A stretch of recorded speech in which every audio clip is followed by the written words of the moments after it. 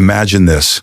You're walking through your home carrying a cup of tea or coffee, maybe thinking about what's for dinner, and suddenly you notice something. You're not really relaxed. You're not just walking. You're carefully watching your feet. You're reaching for the back of a chair just in case. You pause for half a second before stepping off that little change in floor level. You're not weak. You're not clumsy. But something feels less steady than it used to. Most people are told, well, that's just getting older. But that's not the whole story. What often changes after 50 isn't just your muscles or your joints. It's the conversation between your brain, your feet, your inner ear, and your body. That conversation can get quieter over the years, not because you're broken, but because those systems aren't being asked to do very much anymore. The problem usually isn't too much wear and tear. It's too much disconnect. And that's actually good news. Because today I want to show you why your balance can improve faster than you think sometimes in just a few weeks, when you use the right kind of practice. Not an hour at the gym, not risky, advanced workouts. Just a few targeted movements that send very clear messages to your nervous system. Wake up. Pay attention again. We still need you. In this video, you'll discover 3 simple balance drills that work not just because they strengthen your legs, but because they retrain your brain-body wiring. By the end, I want you to look at balance training completely differently, not as something scary or complicated, but as a way of reminding your body, I'm not done. I still want to walk freely through my life. And if anything I've said so far feels familiar, if you've caught your toes on a rug lately, or felt yourself reaching for the wall more than you'd like, let me know in the comments. Just write, that's me. You're absolutely not alone in this.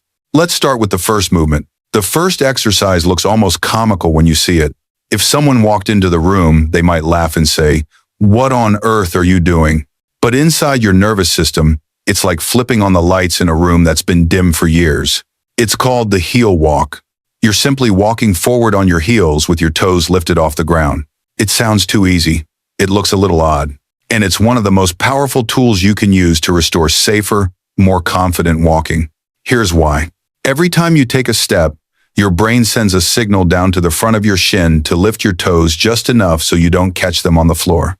For most of your life, this process has been automatic. You never thought, okay, toes up now. Your nervous system just did it. But as we age, especially if we sit a lot, walk less, or move in the same repetitive ways, those signals can get slower and weaker. The result? Toes drag. You feel your shoe catch the edge of a rug. You clip the threshold of a doorway. You trip on absolutely nothing, and then your brain tells you, uh-oh, maybe we should move less so we don't fall. That's the quiet loop many people over 50 fall into. Slower feet, slower signals, more fear, less movement, even slower feet. Heel walking breaks that loop in a very direct way. When you walk with your toes pulled up and your weight on your heels, you're waking up the muscles on the front of your lower leg that lift your toes, making your brain pay attention to what your feet are doing. Rebuilding the map in your nervous system that controls foot clearance when you walk. Because it's an unusual way of walking, your brain can't go on autopilot. It has to re-engage and track the movement. That's why even 30-60 seconds a day can make a difference over time. You aren't just working your legs, you're training your reaction system to wake up a little faster. Here's how to try it safely. Stand tall near a counter, a wall, or the back of a sturdy chair so you can touch it if you need support. Shift your weight onto your heels and gently lift all 10 toes off the floor. Now begin to walk forward, just a few small steps at first, landing each step on your heel with your toes still lifted. Let your arms swing naturally by your sides and keep your eyes looking ahead, not down at your feet. Take 8 to 10 slow heel-to-heel steps, then pause, rest, and walk back normally. At the beginning, that might be enough. You can slowly build up to 20-30 seconds of heel walking, once or twice a day. If you feel unsteady, shorten your steps and keep one hand lightly resting on the counter. This is training, not a test. The goal isn't distance or speed. The goal is clarity, a clear signal from your brain to your feet. Lift, clear the ground, stay with me. And your body, even after 60, can absolutely listen to that message. Before we move into the next 2 exercises, which are just as important, I want to pause for a second and say this. If you're still here with me, and you're someone who wants to stay independent, walk with confidence, and understand what's happening inside your body as you age, I'd love to have you as part of this community. Go ahead and tap the subscribe button and hit the little bell so YouTube actually shows you the next videos. On this channel, we don't just say, do this. We explain the why in simple language so you can trust the process and trust your body again. So if that speaks to you, subscribe now so you don't miss the follow-along balance routines we have coming. All right, let's talk about sideways movement, the part of balance almost everyone forgets about. Most of your day is spent moving in straight lines. You walk forward, you sit down, you stand up. Occasionally you turn around, but it's usually gentle and predictable. Yet most falls don't happen in straight lines. They happen when you turn to look over your shoulder, step sideways around furniture, shift quickly to catch something, lean too far in one direction without realizing it. And here's the problem. Many bodies over 50 haven't practiced lateral, side-to-side movement in years. The muscles and sensors that control those sideways shifts go a bit lazy. That's where the second exercise comes in, the side-to-side weight shift. It's one of the simplest things you can do. You're barely moving your feet, but the whole time your nervous system is recalibrating. Think of this movement as teaching your body the difference between I'm about to fall and I'm just leaning a little, and I know exactly where I am. Stand with your feet about hip-width apart. You can be beside a counter, in front of the sink, or even holding the back of a chair lightly. Let your arms rest comfortably at your sides. Now, without lifting your feet, slowly allow your weight to drift over onto your right foot. You're not bending the knee deeply. You're not lunging. You're simply shifting your center of gravity so you can feel more pressure through the right sole than the left. Pause there for 2-3 seconds. Notice the way your ankle is adjusting, the work in your hip, how your core tightens just a touch to keep you upright. Then gently come back to center. Now shift your weight to the left foot in the same way. Feel the floor under the left side of your body taking more responsibility. Pause again. Come back to center. That's one slow, mindful cycle. Do this back and forth for about 45-60 seconds, breathing easily. You're not trying to see how far you can lean. You're not trying to challenge yourself to the point of fear. You're sending your brain a series of very calm messages. This is what it feels like when most of my weight is on the right leg. This is what it feels like when it's on the left. I can move between those states smoothly and safely. That sensation, the ability to feel where your body is in space, is called proprioception. As we get older and move less, proprioception tends to fade. Not because you're broken, but because your brain stops getting enough information to keep the system sharp. The side-to-side weight shift gently turns that system back on. You can do this in your kitchen while the kettle boils, while you're brushing your teeth, or during TV commercials. Over time, many people notice they feel more grounded, more sure-footed. It's not that their legs became bodybuilder strong.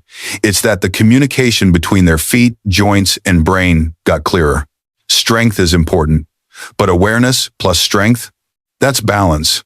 Now we get to the third movement, one that many people find surprising. Because here, we're not just training your muscles. We're training something deep inside your ears that quietly guides your balance every time you move. You've probably had this experience. You turn your head quickly to look at someone calling your name, and for a moment, you feel dizzy, fuzzy, or just off. Maybe you wobble. Maybe you have to grab the table. It can be scary. But what's happening there? Inside your inner ear is a tiny balance system called the vestibular system. It's like your internal GPS. It senses when your head is turning or tilting and sends rapid messages to your eyes, neck, and body so you can stay oriented. When you're younger, that system is constantly being challenged. You turn your head while running. You look up quickly. You spin around with kids or grandkids. But as life becomes more repetitive, sitting, reading, watching TV, walking the same routes, your vestibular system doesn't get much practice. Then, when you do ask it to respond quickly, it's a bit rusty. The good news? It can be retrained gently, safely, and in just a few seconds a day. That's where the third drill comes in. Standing on one leg while turning your head slowly. Don't worry, we're going to make this very accessible. Stand near a wall or a sturdy counter. You can even place one fingertip down for reassurance if you need it. Shift your weight onto your right foot. Instead of lifting your left leg high, just let your left toes rest lightly on the floor behind you, or hover a tiny bit above. The goal isn't a big leg lift.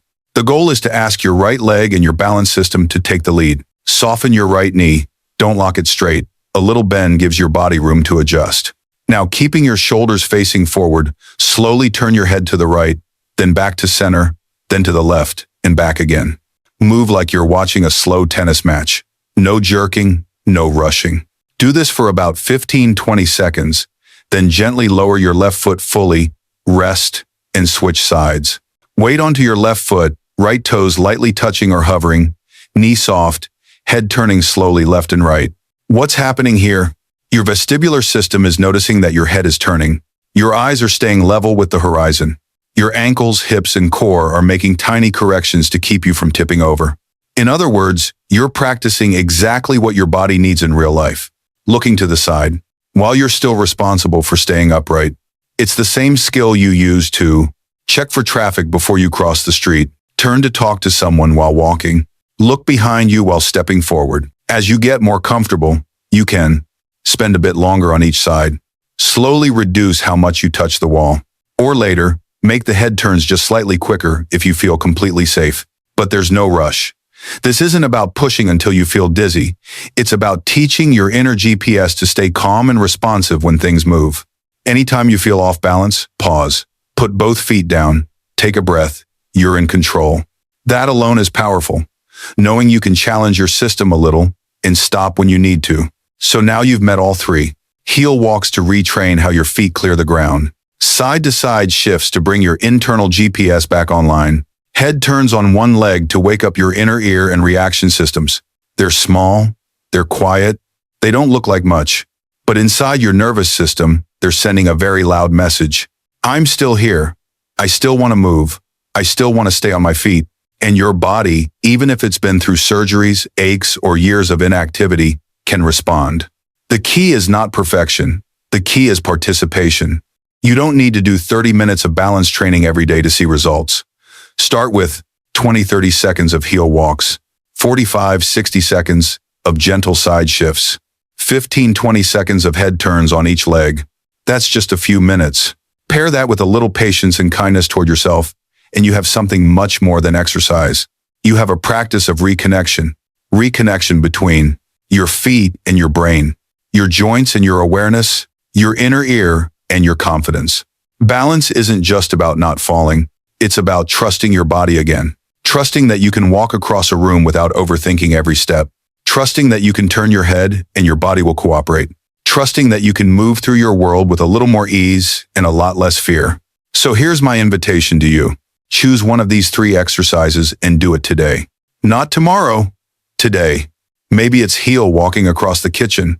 Maybe it's side shifting while you wait for the microwave. Maybe it's that gentle head turn drill with your hand on the counter. Just one. Then tomorrow, do it again. Maybe add a second one. Let these tiny practices become small acts of self-respect, moments in your day where you tell your body, I still need you. I still believe you can adapt. Because no matter your age, that's true. And if you're ready to keep going, if you want a guided routine you can follow along with, including seated and joint-friendly versions, make sure you're subscribed so you don't miss the next videos. Before you go, I'd love to hear from you in the comments. Which of these three exercises are you going to start with? And what's one situation where you'd love to feel more steady stares, crowds, walking outside? Write it below. Your answer might be exactly what someone else needs to see to say, if they're starting, maybe I can start too. You're not declining. You're reconnecting. And your story, your strong, steady, still moving story is very much still being written.